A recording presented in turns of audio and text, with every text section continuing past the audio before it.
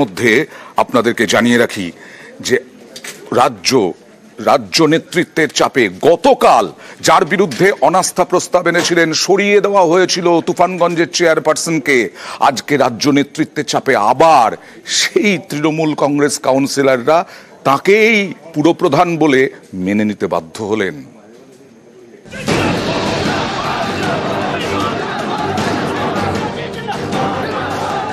24 ঘন্টার মধ্যে ছবিটা একেবারে ঘুরে গেল।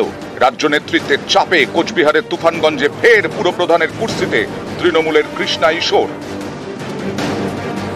কোথাও কোনো সমস্যা থাকলে আলোচনা করে বসে আমাদেরকে মেটাতে হবে, এবং সমস্যা থাকবে, এত বড় সংসার সমস্যা হবে না। আমরা এখানে ঝড়ো হলে চলবে না, মানুষের কাজ কখন করবো?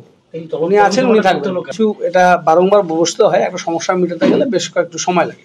আপনারা খুশি হবেন যে সমস্যাটা মিটলো। তুফানগঞ্জ পুরসভা, এখানেই তৃণমূল বনাম তৃণমূল কাউন্সিলরদের অনেকেরই অভিযোগ মন মর্জি মতো কাজ করেন পুরপ্রধান, কারো কথা কানে তোলেন না। এই অভিযোগে পুরপ্রধান কৃষ্ণা ঈশ্বরের বিরুদ্ধে বৃহস্পতিবার অনাস্থা প্রস্তাব আনা হয়।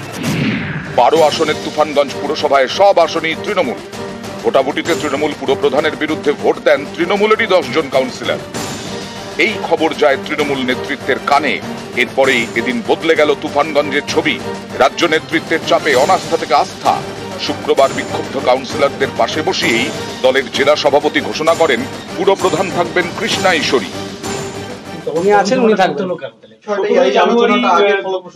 কিছু এটা বারংবার বসতে হয়, একটা সমস্যা মেটাতে গেলে বেশ কয়েকটু সময় লাগে। আপনারা খুশি হবেন যে সমস্যাটা মিটলো।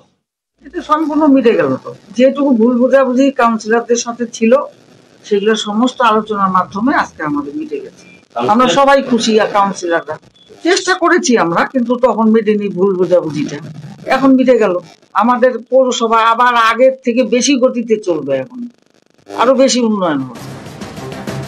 তুফানগঞ্জ থেকে শুভঙ্কর সাহা, নিউজ 18 বাংলা।